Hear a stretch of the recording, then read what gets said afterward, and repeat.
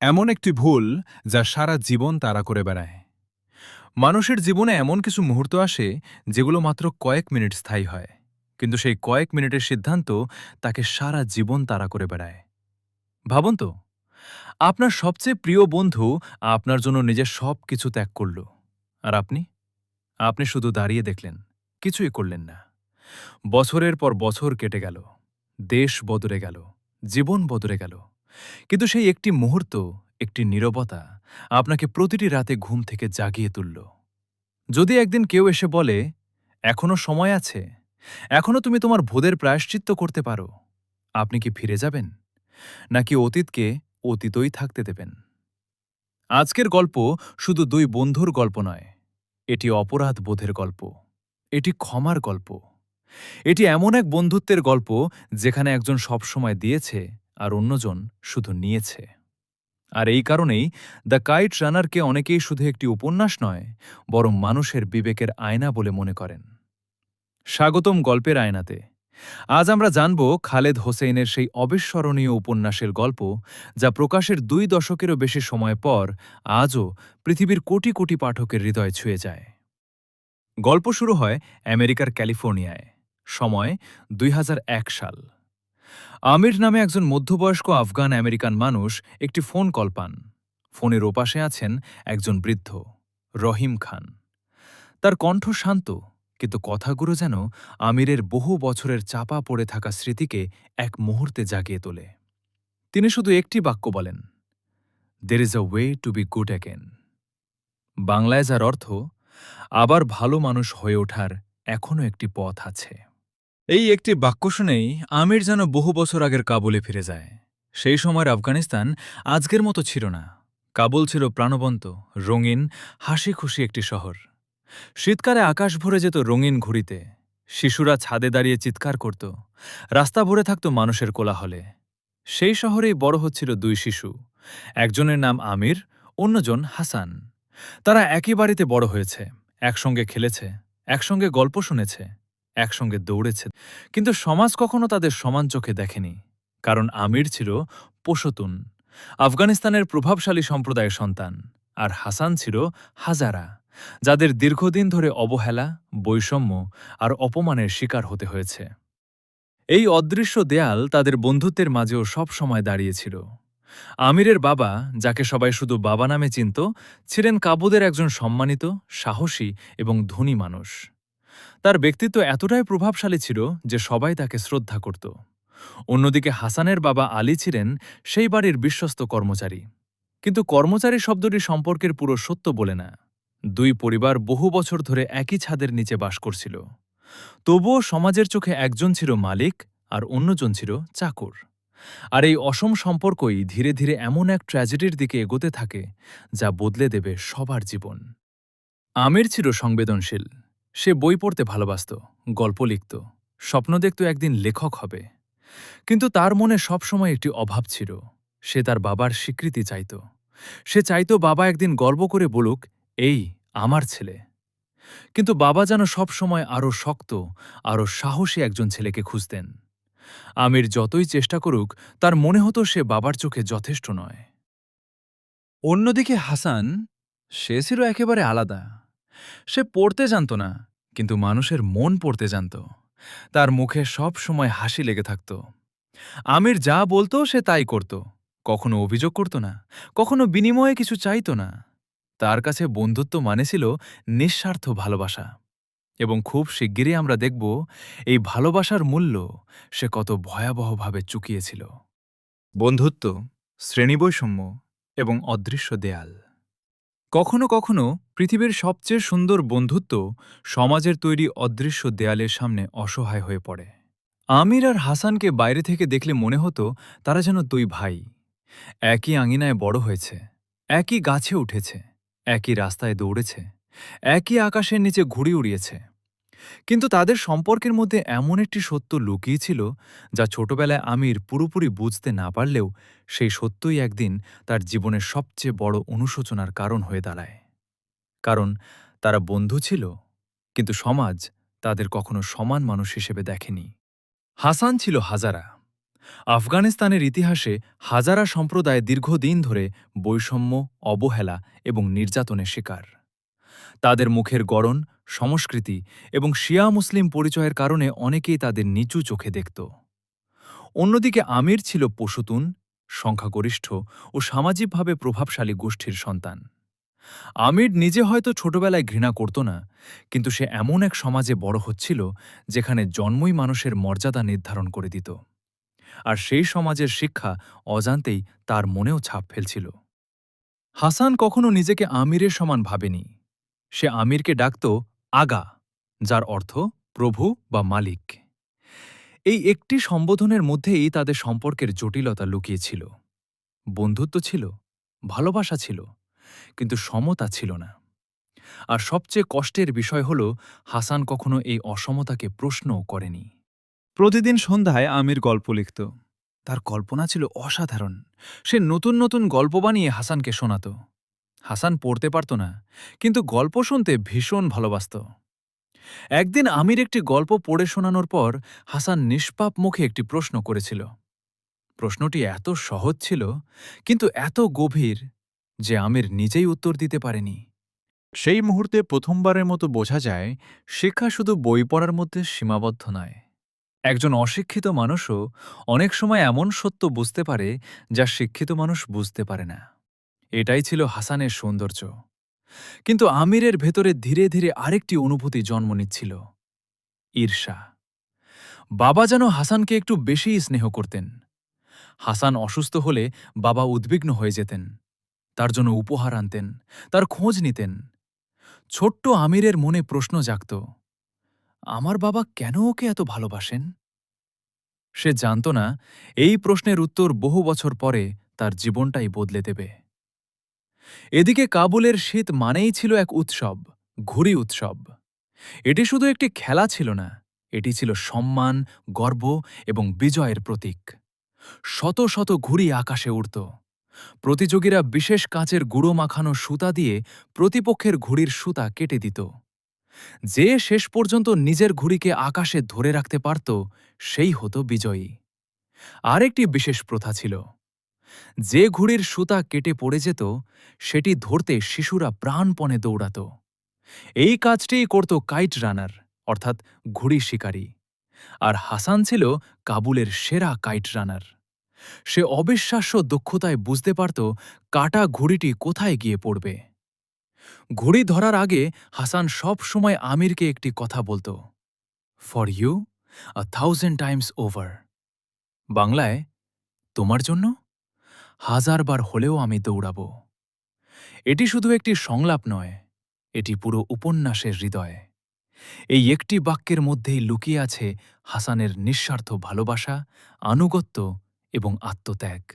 সে কখনো নিজের জন্য কিছু চায়নি, সে শুধু চাইত আমির যেন খুশি থাকে। কিন্তু সবাই এই বন্ধুত্ব মেনে নিতে পারেনি। সেখানে ছিল এক কিশোর, আসেফ। সে ধনী পরিবারের ছেলে, অহংকারী, নিষ্ঠুর এবং ভয়ঙ্করভাবে বর্ণবাদী। সে বিশ্বাস করত হাজারা মানুষদের কোনো সম্মান পাওয়ার অধিকার নেই। একদিন সে আমিরকে বলেছিল, তুমি কেন একজন হাজারার সঙ্গে বন্ধুত্ব করো? তার কথায় ঘৃণা ছিল, বিদ্বেষ ছিল, আর ছিল সহিংসতার ইঙ্গিত। সেদিন বড় কোনো ঘটনা ঘটেনি, কিন্তু লেখক খুব সূক্ষ্মভাবে বুঝিয়ে দেন এই ছেলেটিই একদিন গল্পের সবচেয়ে অন্ধকার অধ্যায়ের কেন্দ্রবিন্দু হবে। এদিকে আমিরের মনে একটাই স্বপ্ন, এই বছরের ঘুড়ি প্রতিযোগিতায় জিততেই হবে। কারণ সে বিশ্বাস করত যদি সে জিতে যায় তাহলে হয়তো বাবা প্রথমবারের মতো তাকে বুক ভরে জড়িয়ে ধরবেন। সে বুঝতেই পারেনি কখনো কখনো একটি বিজয়ের মূল্য এত ভয়ঙ্কর হতে পারে যা কোনো মানুষ সারা জীবন দিয়েও শোধ করতে পারে না। আর সেই দিনটি এখন খুব কাছেই। একটি ঘুড়ি, একটি গলি, একটি নীরবতা, আর একটি সিদ্ধান্ত যা আমিরের পুরো জীবন বদলে দেবে। ঘুড়ি প্রতিযোগিতা, জয়ের আড়ালে সবচেয়ে বড় পরাজয়। কিছু বিজয় আছে যা ট্রফি এনে দেয়, আবার কিছু বিজয় আছে যা সারা জীবনের অপরাধ বোধের শুরু হয়ে দাঁড়ায়। কাবুলের সেই শীতের সকাল, চারদিকে তুষারের সাদা চাদর, ছাদের পর ছাদ মানুষে ভরে গেছে। শিশুদের চোখে উত্তেজনা, বড়দের মুখে হাসি। আকাশে উড়ছে শত শত রঙিন ঘুড়ি। পুরো শহর যেন এক বিশাল উৎসবে মেতে উঠেছে। কিন্তু আমিরের কাছে এটি শুধু একটি উৎসব ছিল না, এটি ছিল তার জীবনের সবচেয়ে গুরুত্বপূর্ণ দিন। কারণ সে বিশ্বাস করত, আজ যদি সে জিততে পারে, তাহলে হয়তো তার বাবা প্রথমবারের মতো তাকে সত্যিকারের গর্বের চোখে দেখবেন। প্রতিযোগিতা শুরু হলো। একটির পর একটি ঘুড়ি কাটা পড়ছে, আকাশে চলছে দক্ষতার যুদ্ধ। আমির তার সমস্ত মনোযোগ দিয়ে সুতা চালাচ্ছে। নিচে দাঁড়িয়ে হাসান বারবার তাকে সাহস দিচ্ছে। তার চোখে নিজের জয়ের কোনো স্বপ্ন নেই। সে শুধু চাইছে আমির জিতুক, কারণ আমিরের আনন্দই যেন তার নিজের আনন্দ। ধীরে ধীরে প্রতিযোগিতা শেষ পর্যায়ে পৌঁছাল। শেষে আকাশে রইল মাত্র দুটি ঘুড়ি, একটি আমিরের, অন্যটি তার প্রতিদ্বন্দ্বীর। চারপাশ নিস্তব্ধ, সবাই নিঃশ্বাস বন্ধ করে তাকিয়ে আছে। হঠাৎ একটি একটি নিখুঁত টানে আমির প্রতিপক্ষের সুতা কেটে দিল। রঙিন ঘুড়িটি আকাশে ভেসে দূরে চলে গেল। চারদিকে উল্লাস, আমির জিতে গেছে। জীবনে প্রথমবার সে অনুভব করল সে পেরেছে। দূরে দাঁড়িয়ে বাবা হাসছেন। সেই হাসি দেখেই আমিরের মনে হল এতদিনের অপেক্ষা হয়তো শেষ হল। কিন্তু নিয়ম ছিল একটাই, জয় সম্পূর্ণ হবে তখনই যখন কাটা পড়া শেষ ঘুড়িটিও ধরে আনা যাবে। আর সেই দায়িত্ব নিল হাসান। সে দৌড়ে যাওয়ার আগে আমিরের দিকে তাকিয়ে হেসে বলল, ফর ইউ 1000 টাইমস ওভার। এই বাক্যটি বলেই সে ছুটে গেল, এবং এটাই ছিল তাদের শৈশবের শেষ নির্দোষ মুহূর্ত। অনেকক্ষণ পরও হাসান ফিরল না। আমির উদ্বিগ্ন হয়ে তাকে খুঁজতে বের হল। বরফে ঢাকা সরু গলি পেরিয়ে সে পৌঁছাল এক নির্জন জায়গায়।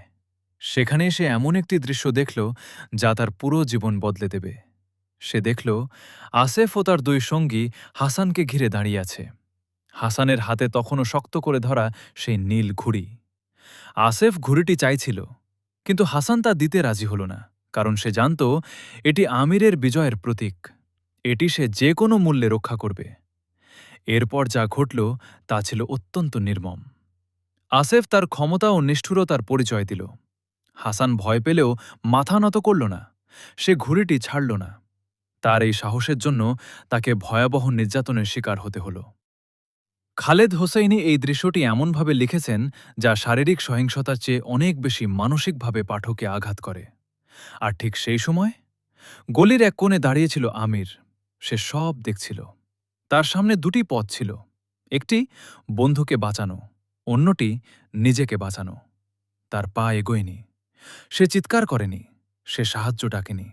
সে শুধু দাঁড়িয়ে রইল, এবং তারপর চুপচাপ সেখান থেকে চলে গেল। এই একটি সিদ্ধান্তই পুরো উপন্যাসের মোড় ঘুরিয়ে দেয়। অনেক পাঠক প্রথমবার এই অংশ পড়ে আমিরের ওপর ভীষণ রাগ করেন। মনে হয় সে কাপুরুষ, সে বিশ্বাসঘাতক। কিন্তু লেখক আমাদের একটি অস্বস্তিকর সত্যের মুখোমুখি দাঁড় করান। আমরা সবাইকে নিশ্চিতভাবে বলতে পারি, এমন ভয়ঙ্কর মুহূর্তে আমরা অবশ্যই সাহসী হতাম, নাকি ভয়ে আমরাও নীরব হয়ে যেতাম। এ কারণেই আমির চরিত্রটি এত বাস্তব। সে নিখুঁত নায়ক নয়, সে ভুল করে, ভয় পায়, আর সেই ভুলের ভার নিয়েই বাকি জীবন বেঁচে থাকে। কিছুক্ষণ পরে হাসান ফিরে এলো। তার কাপড় এলোমেলো, চোখে গভীর নীরবতা, কিন্তু তার হাতে তখনও সেই নীল ঘুড়ি। সে ঘুড়িটি আমিরের হাতে তুলে দিল। একবারও অভিযোগ করল না, একবারও জিজ্ঞেস করল না, তুমি কোথায় ছিলে? হয়তো সে জানত আমির সব দেখেছে। হয়তো সে এটাও জানত কিছু প্রশ্নের উত্তর কখনো পাওয়া যায় না। সেদিন আমির জিতেছিল, সে বাবার প্রশংসা পেয়েছিল, কিন্তু সেই রাত থেকেই তার জীবনে শুরু হলো এমন এক শাস্তি যা কোনো আদালত দিতে পারে না। অপরাধবোধ। এমন অপরাধবোধ যা ঘুম কেড়ে নেয়, হাসি কেড়ে নেয়, এমনকি নিজের মুখোমুখি দাঁড়ানোর সাহসও কেড়ে নেয়। কারণ কখনো কখনো সবচেয়ে বড় শাস্তি বাইরের পৃথিবী দেয় না, নিজের বিবেকই দেয়। বিশ্বাসঘাতকতার মূল্য।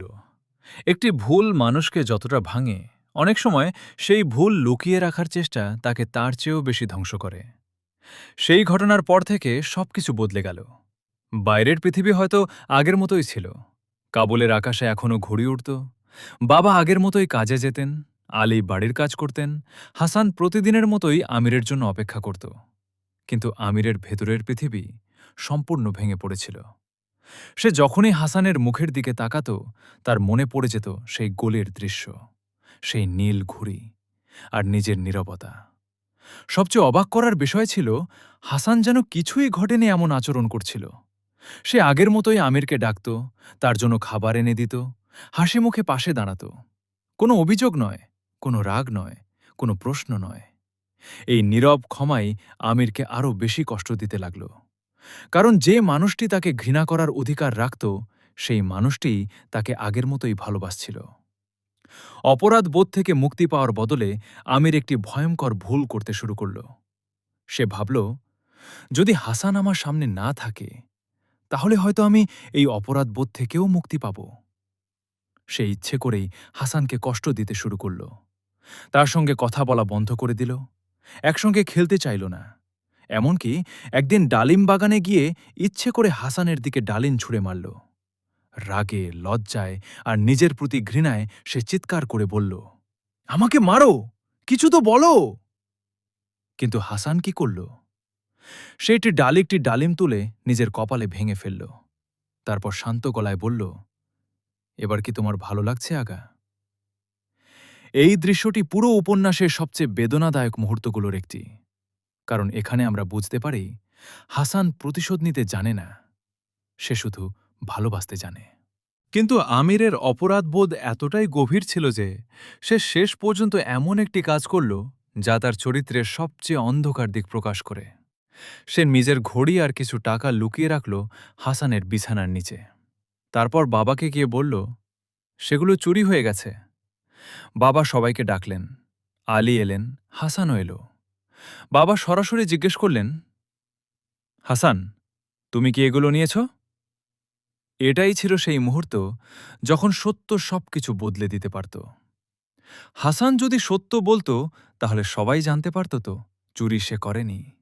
কিন্তু হাসান মাথা নিচু করে বলল, জি, আমি নিয়েছি। এই উত্তর শুনে প্রথমবার পড়লে অনেকেই অবাক হন।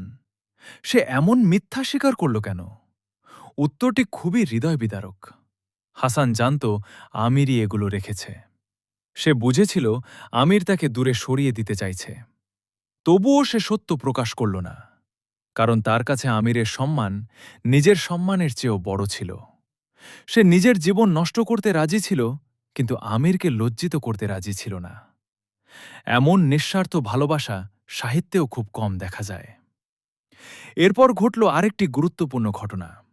বাবা বললেন, আমি তোমাকে ক্ষমা করে দিলাম। এই কথাটি শুনে আমির আরও ভেঙে পড়ল, কারণ সে জানত ক্ষমা পাওয়ার যোগ্য যদি কেউ না হয়, তবে সে নিজেই। কিন্তু ক্ষমা পেল হাসান, যে কোনো অপরাধই করেনি। সেই রাতেই আলী একটি সিদ্ধান্ত নিলেন। তিনি বললেন, তারা আর এই বাড়িতে থাকবেন না।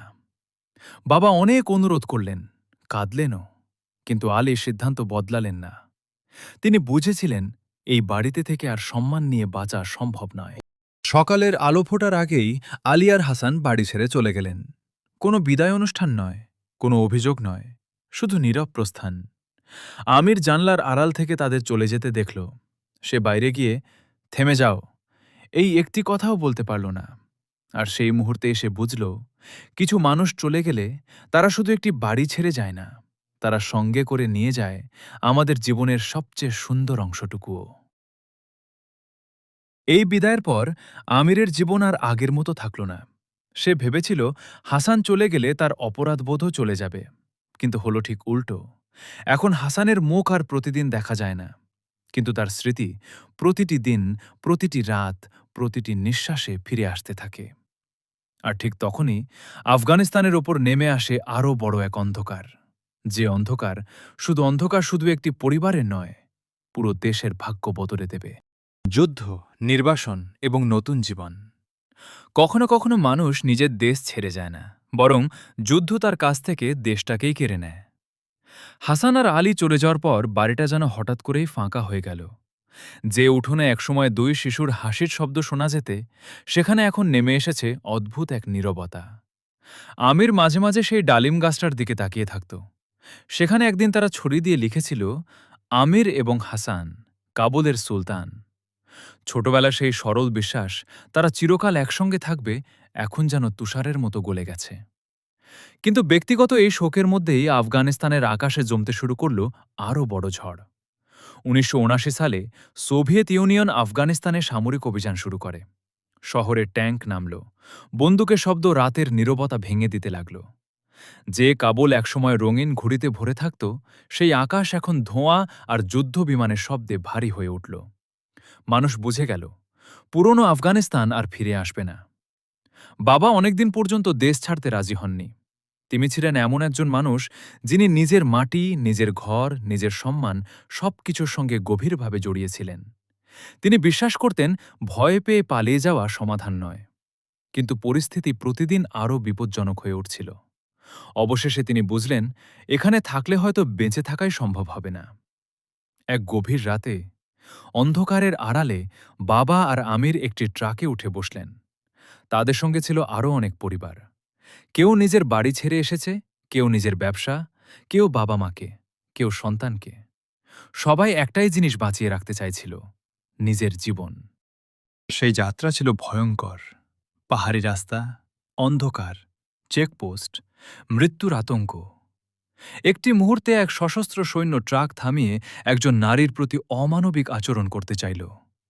চারপাশে সবাই ভয়ে চুপ করেছিল, কারণ প্রতিবাদ মানেই মৃত্যু। কিন্তু বাবা, তিনি আবারও প্রমাণ করলেন কেন সবাই তাকে এত শ্রদ্ধা করত। তিনি সৈন্যটির সামনে দাঁড়িয়ে বললেন, প্রথমে আমাকে গুলি করো, তারপর যা ইচ্ছা করো। এটি ছিল আত্মহত্যার মতো সাহস। সেদিন যদি একজন উচ্চপদস্থ কর্মকর্তা এসে পরিস্থিতি না সামলাতেন, তবে হয়তো বাবা সেখানেই মারা যেতেন। এই দৃশ্য আমাদের বুঝিয়ে দেয়, সত্যিকারের সাহস কেবল শক্তিতে নয়, অন্যায়ের সামনে দাঁড়ানোর ক্ষমতায়। অনেক কষ্টের পর তারা পাকিস্তানে পৌঁছালে। সেখান থেকে নতুন জীবন শুরু করার আশায় চলে গেল আমেরিকায়। কিন্তু নতুন দেশ মানেই নতুন সুখ নয়, বরং নতুন সংগ্রাম। যে মানুষটি কাবুলে ছিলেন ধনী, সম্মানিত এবং প্রভাবশালী, সেই বাবাকেই এখন আমেরিকায় একটি গ্যাস স্টেশনে সাধারণ কর্মচারী হিসেবে কাজ করতে হল। তার বড় বাড়ি নেই, চাকর নেই, গাড়ি নেই, সামাজিক মর্যাদা নেই। কিন্তু একটি জিনিস তিনি হারাননি, আত্মসম্মান। তিনি কখনো ভিক্ষা চাননি, কারো করুণা চাননি। পরিশ্রম করে বাঁচাকেই তিনি সম্মানের পথ মনে করতেন। অন্যদিকে আমির ধীরে ধীরে নতুন জীবনের সঙ্গে মানিয়ে নিতে শুরু করল। সে কলেজে ভর্তি হল, বই পড়ল, লেখালেখি শুরু করল। যে স্বপ্ন সে ছোটবেলায় দেখেছিল একদিন লেখক হওয়ার, সেই স্বপ্ন আবার জেগে উঠল। কিন্তু যখনই সে কোনো গল্প লিখতে বসত, তার মনে ভেসে উঠল একটি মুখ, হাসান। কারণ কিছু স্মৃতি হাজার মাইল দূরে গেলেও আমাদের ছেড়ে যায় না। এরই মধ্যে একদিন একটি আফগান সাংস্কৃতিক অনুষ্ঠানে আমিরের পরিচয় হল সোরায়া তাহেরির সঙ্গে। সোরায়া ছিলেন বুদ্ধিমতী, শিক্ষিত এবং অত্যন্ত সংবেদনশীল একজন তরুণী। তাদের মধ্যে ধীরে ধীরে ভালোবাসা জন্ম নিল, বিয়েও হল। প্রথমবারের মতো মনে হল হয়তো জীবন আবার স্বাভাবিক হচ্ছে, হয়তো অতীতের অন্ধকার ধীরে ধীরে মিলিয়ে যাচ্ছে। কিন্তু জীবন সবসময় মানুষকে দ্বিতীয় সুযোগ দেয় না। বিয়ের কিছুদিন পরেই বাবা জানতে পারলেন তার ক্যান্সার হয়েছে। চিকিৎসা সম্ভব ছিল, কিন্তু তিনি নিজের মর্যাদা ও স্বাধীনতাকে শেষ দিন পর্যন্ত আঁকড়ে ধরে রাখলেন। তিনি অতিরিক্ত করুণা চাননি, শুধু চেয়েছিলেন ছেলের সংসার দেখে যেতে। সেই ইচ্ছা পূরণ হওয়ার কিছুদিন পরই তিনি পৃথিবী ছেড়ে চলে গেলেন। বাবার মৃত্যুর পর আমির যেন দ্বিতীয়বারের মতো এতিম হয়ে গেল। তার পাশে ছিল সোরায়া, ছিল নতুন জীবন, ছিল লেখক হিসেবে সাফল্য। কিন্তু একটি শূন্যতা কখনো পূরণ হল না, আর সেই শূন্যতার নাম হাসান। আমির বুঝতে পারল মানুষ নতুন দেশে যেতে পারে, নতুন জীবন গড়তে পারে, নতুন পরিচয় তৈরি করতে পারে, কিন্তু নিজের অতীত থেকে কখনো পালাতে পারে না। আর ঠিক তখনই, বহু বছর পর, একটি ফোন কল আবার তার জীবনের দরজায় কড়া নাড়ল। ফোনের ওপাশে ছিলেন রহিম খান। তিনি শান্ত কণ্ঠে বললেন, আমির, এসো, এখনও ভালো মানুষ হয়ে ওঠার একটি পথ বাকি আছে। এই একটি বাক্যই আমিরকে আবার ফিরিয়ে নিয়ে যাবে সেই দেশে যেখান থেকে সে একদিন পালিয়ে এসেছিল। আর সেখানে অপেক্ষা করছে এমন এক সত্য যা তার পুরো জীবন সম্পর্কে ধারণাই বদলে দেবে। অতীত ফিরে আসে। মানুষ অতীত থেকে পালিয়ে বাঁচতে পারে না, কারণ অতীত কখনো দৌড়ে আমাদের পিছু নেয় না। সে ধৈর্য ধরে অপেক্ষা করে। তারপর একদিন দরজায় কড়া নাড়ে। বাবার মৃত্যুর পর বহু বছর কেটে গেছে। আমির এখন একজন প্রতিষ্ঠিত লেখক। সোরায়া তার পাশে আছে। বাইরের দৃষ্টিতে তার জীবন শান্ত, সফল এবং নিরাপদ। কিন্তু ভেতরে ভেতরে এখনও একটি ছোট্ট ছেলে বেঁচে আছে, যে বরফে ঢাকা একটি গলিতে দাঁড়িয়েছিল আর তার সবচেয়ে প্রিয় বন্ধুকে একা ফেলে চলে গিয়েছিল। একদিন ফোন বেজে উঠল। ওপাশে রহিম খান, বাবার সবচেয়ে ঘনিষ্ঠ বন্ধু, যিনি ছোটবেলা থেকেই আমিরকে নিজের সন্তানের মতো স্নেহ করতেন। তার কণ্ঠে ছিল ক্লান্তি, বয়সের ভার আর এক ধরনের অদ্ভুত তাড়াহুড়ো। তিনি শুধু বললেন, আমির, পাকিস্তানে এসো, তোমার সঙ্গে জরুরি কথা আছে। আর শেষে আবার সেই কথাটি, There is a way to be good again. এই বাক্য যেন আমিরের বুকের ভেতর জমে থাকা অপরাধ বোধকে আবার জাগিয়ে তুলল। সে বুঝল, এবার আর পালানোর সুযোগ নেই। কয়েকদিন পর আমির পাকিস্তানের পেশোয়ারে পৌঁছালে। রহিম খান তখন খুব অসুস্থ। সময় যেন তাকে ধীরে ধীরে নিঃশেষ করে দিচ্ছে। অনেকক্ষণ নীরব থাকার পর তিনি এমন একটি সত্য বললেন, যা শুনে আমিরের পৃথিবী থেমে গেল। রহিম খান বললেন, হাসান, তোমার শুধু বন্ধু ছিল না। আমির অবাক হয়ে তাকিয়ে রইল। তারপর রহিম খান ধীরে ধীরে বহু বছরের গোপন সত্য প্রকাশ করলেন। অনেক বছর আগে বাবার একটি বড় পাপ ছিল। একটি এমন পাপ যা তিনি সারা জীবন লুকিয়ে রেখেছিলেন। হাসান আসলে আলীর ছেলে ছিল না। হাসান ছিল বাবার নিজের ছেলে। অর্থাৎ আমির আর হাসান ছিল সহোদর ভাই, একই বাবার সন্তান, দুই ভাই, যারা কখনো জানতেই পারল না তারা ভাই। এই সত্য শুনে আমির যেন ভেঙে পড়ল। তার মনে পড়তে লাগল ছোটবেলার অসংখ্য ঘটনা। কেন বাবা সবসময় হাসানকে এত ভালোবাসতেন? কেন তার জন্য বিশেষ যত্ন নিতেন? কেন কখনো তাকে অবহেলা করতে পারতেন না? সব প্রশ্নের উত্তর এক মুহূর্তে পরিষ্কার হয়ে গেল। কিন্তু এই সত্যের সঙ্গে আরও বড় যন্ত্রণা ছিল। বাবা সারা জীবন তাকে সততার শিক্ষা দিয়েছেন। বলেছেন, চুরি পৃথিবীর সবচেয়ে বড় পাপ। কারণ একজন চোর শুধু জিনিস চুরি করে না, সে মানুষের বিশ্বাসও চুরি করে। কিন্তু এখন আমির বুঝল, বাবা নিজেই সারা জীবন একটি সত্য চুরি করেছিলেন। তিনি দুই ছেলের কাছ থেকেই তাদের প্রকৃত পরিচয় কেড়ে নিয়েছিলেন। এটি বাবার চরিত্রকে ছোট করে না, বরং তাকে আরও বাস্তব করে তোলে। কারণ এই উপন্যাসের সবচেয়ে বড় শক্তি হল, এখানে কেউ সম্পূর্ণ ভালো নয়, কেউ সম্পূর্ণ খারাপও নয়। সবাই ভুল করে, সবাই সেই ভুলের মূল্য দেয়। এরপর রহিম খান আরও একটি দুঃসংবাদ দিলেন, হাসান আর বেঁচে নেই। তালেবানরা তাকে হত্যা করেছে। তার স্ত্রীও নিহত হয়েছেন। শুধু তাদের ছোট ছেলে সোহরাব এখনও বেঁচে আছে, কিন্তু সেও নিরাপদ নয়। রহিম খান বললেন, আমি চাই তুমি সোহরাবকে নিয়ে আসো। প্রথমে আমির দ্বিধায় পড়ে গেল। সে ভাবল, আমি কেন? এত বছর পরে কেন আমাকেই যেতে হবে? রহিম খান শান্তভাবে উত্তর দিলেন, কারণ এই কাজটি তোমার জন্যই রেখে দেওয়া হয়েছে।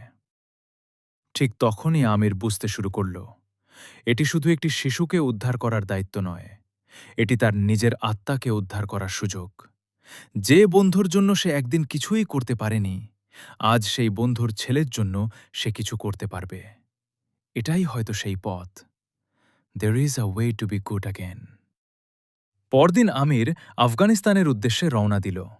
কিন্তু যে দেশ সে ছেড়ে গিয়েছিল, ফিরে এসে সে সেই দেশকে আর চিনতে পারল না। যেখানে একসময় শিশুরা ঘুড়ি উড়াত, সেখানে এখন বন্দুক। যেখানে একসময় হাসির শব্দ ছিল, সেখানে এখন ভয়। যেখানে একসময় জীবন ছিল, সেখানে এখন মৃত্যু আর নীরবতা। আর সেই ধ্বংসস্তূপের মাঝেই অপেক্ষা করছে আমিরের অতীত। আর অপেক্ষা করছে এমন একজন মানুষ, যার সঙ্গে তার অসমাপ্ত হিসাব এখনও বাকি, আসেফ। মুক্তির পথ কখনো সহজ নয়। কখনো কখনো জীবনের সবচেয়ে বড় যুদ্ধটি অন্য কারো সঙ্গে নয়, নিজের অতীতের সঙ্গে হয়। আর সেই যুদ্ধে জয়ী হতে হলে আগে নিজের ভয়কে হারাতে হয়।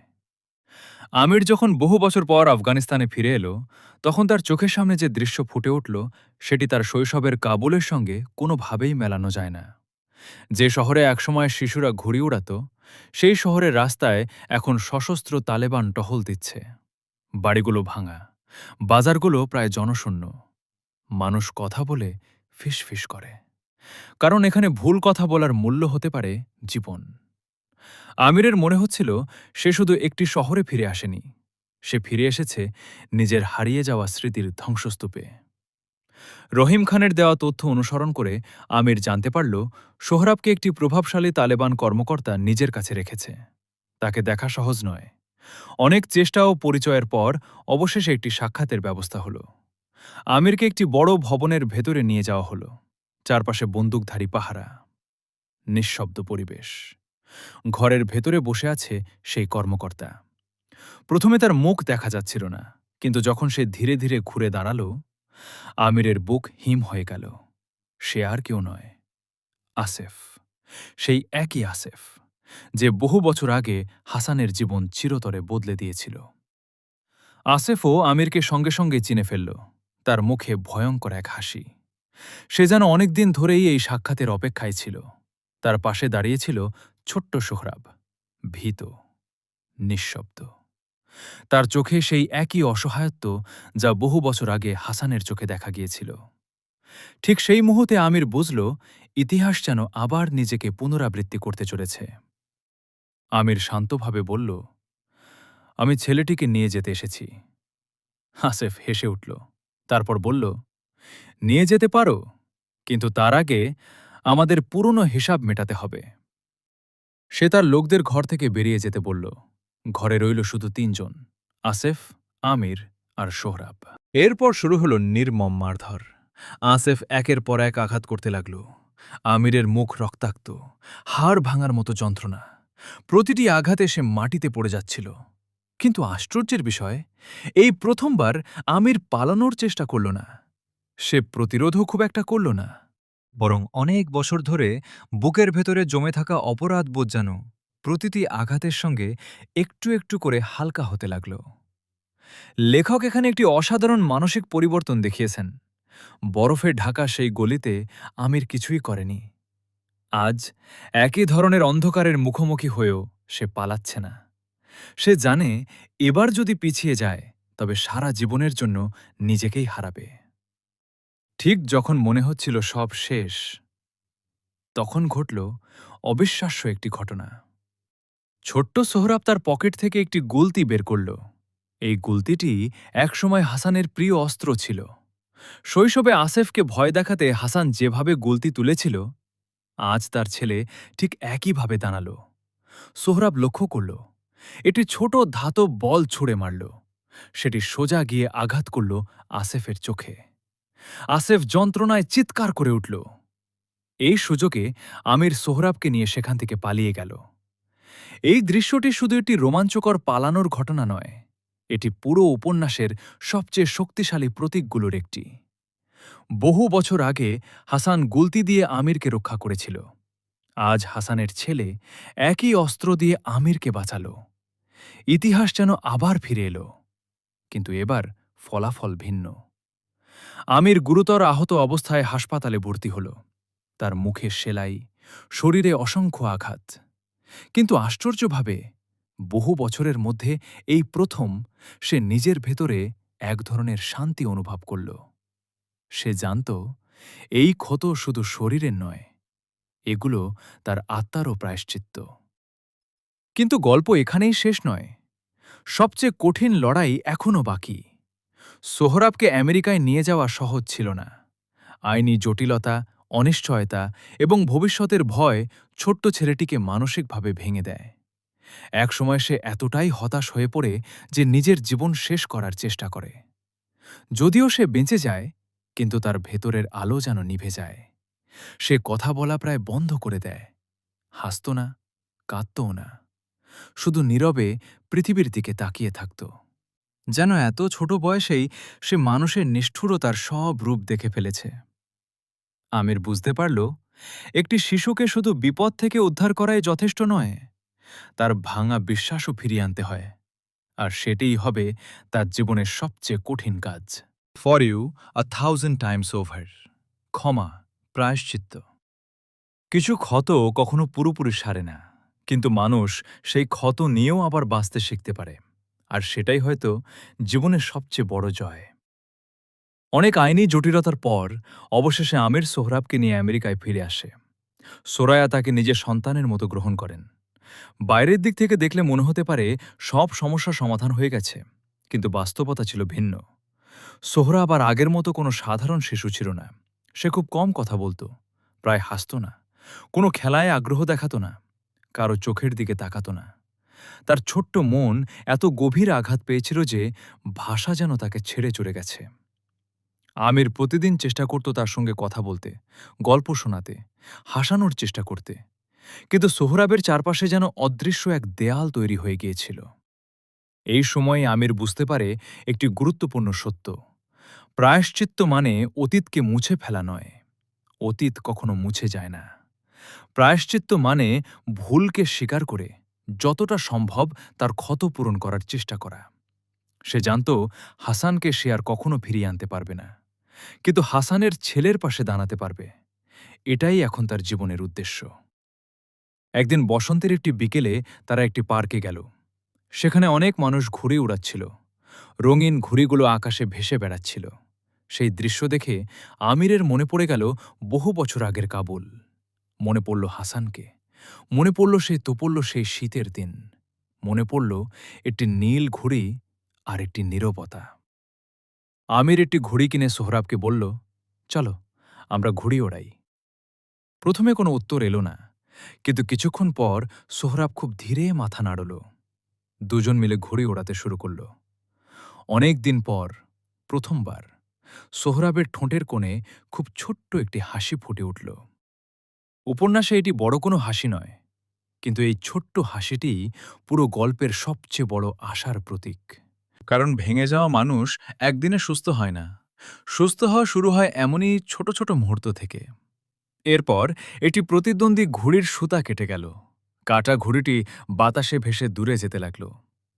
আমির সোহরাবের দিকে তাকিয়ে হেসে বলল, ফর ইউ 1000 টাইমস ওভার। তারপর সে দৌড়ে গেল সেই কাটা ঘুড়ির পেছনে। এই একটি দৃশ্যেই পুরো উপন্যাসটি যেন পূর্ণতা পায়। একসময় হাসান আমিরের জন্য দৌড়েছিল। আজ আমির দৌড়াচ্ছে হাসানের ছেলের জন্য। বহু বছর আগে যে ভালোবাসার প্রতিদান সে দিতে পারেনি, আজ সে সেই ঋণ শোধ করার চেষ্টা করছে। হয়তো পুরোপুরি নয়, কিন্তু আন্তরিকভাবে। এই উপন্যাস আমাদের কি শেখায়? প্রথম শিক্ষা: অপরাধ বোধ থেকে পালিয়ে বাঁচা যায় না। আমির বহু বছর দেশ বদলেছে, জীবন বদলেছে, পরিচয় বদলেছে, কিন্তু নিজের বিবেক থেকে পালাতে পারেনি। কারণ মানুষের সবচেয়ে বড় আদালত তার নিজের মন। দ্বিতীয় শিক্ষা: ক্ষমা দুর্বলতা নয়, শক্তির পরিচয়। হাসান কখনো প্রতিশোধ নেয়নি। সে প্রতিটি মুহূর্তে ক্ষমা করেছে, আর সেই ক্ষমাই তাকে এই গল্পের সবচেয়ে মহান চরিত্রে পরিণত করেছে। তৃতীয় শিক্ষা: মানুষ দ্বিতীয় সুযোগ পেতে পারে। খালেদ হোসেইনি বলেন না যে অতীত মুছে যায়। তিনি বলেন, মানুষ চাইলে নিজের ভুলের দায় স্বীকার করে ধীরে ধীরে একজন ভালো মানুষ হওয়ার চেষ্টা করতে পারে। সেই কারণেই রহিম খানের কথাটি পুরো উপন্যাসের প্রাণ। There is a way to be good again. কেন দ্য কাইট রানার আজও এত প্রাসঙ্গিক? কারণ এটি শুধু আফগানিস্তানের গল্প নয়, এটি আমাদের সবার গল্প। আমাদের ভয়, আমাদের ভুল, আমাদের নীরবতা, আমাদের অপরাধবোধ, আর আমাদের সেই ইচ্ছার গল্প একদিন সব কিছু ঠিক করে দেওয়ার। হয়তো আমরা সবাই জীবনের কোনো না কোনো মুহূর্তে আমির। হয়তো আমরা কারো জীবনে হাসানকে হারিয়েছি, আর হয়তো আমরা এখনও সেই একটি সুযোগের অপেক্ষায় আছি আবার ভালো মানুষ হয়ে ওঠার।